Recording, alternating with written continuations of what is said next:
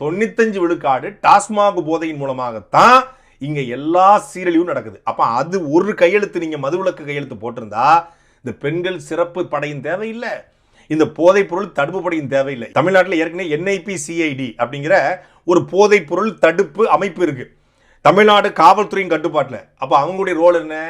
கஞ்சா, அபினு, heroin, இந்த மெத்தபெட்டமின், சூடபெட்டமின் இது போன்ற போதைப் பொருள் பயன்படுத்துறவங்களை, விற்கிறவங்களை, வாங்குறவங்களை கைது செய்யறது தான் அவங்களுடைய இந்த NTPS ஆக்ட்ல என்னென்ன வருமோ, என்னென்ன தடை செய்யப்பட்டிருக்கோ அதை எல்லாத்தையும் பிடிக்கிறது அவங்களோட வேலை.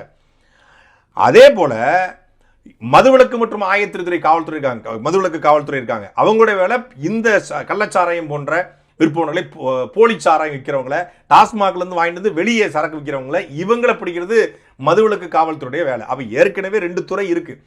பேரை மாத்தி வேணா நீங்க வந்து சிங்கப்பெண்கள் பாதுகாப்பு படை, போதைப் பொருள் தடுப்பு படை அப்படின்னு போடலாம். இந்த ரெண்டுமே தமிழ்நாட்டில் ஏற்கனவே இருக்கு.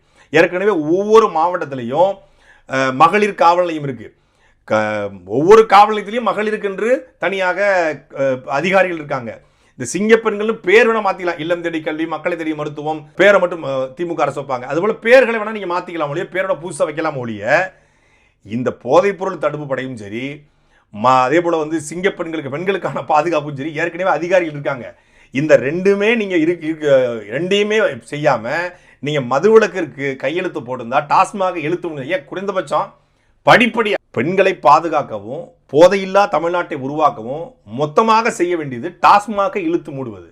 இங்க இருக்கிற எல்லா போதையை விட டாஸ்மாக் சாராயத்தில் இருக்கிற போதையினால தான் அவ்வளவு சிழிவு. இது நான் டேட்டாவோட பேசுறேன், ரெக்கார்டோட பேசுறேன்.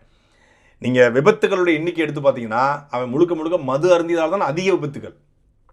கொலை வழக்குல எல்லாரும் பார்த்து எல்லா கொலை வழக்குலையும் பார்த்தீங்கன்னா அவன் போதைப் பொருளை அருந்திருப்பான், இந்த டாஸ்மாக் சாராயத்தை அருந்திருப்பான். கொள்ளை துணிச்சல் கிடைக்குதான் போதைப் பொருள், பெண்களை தொடுவதற்கான துணிச்சல் போதை.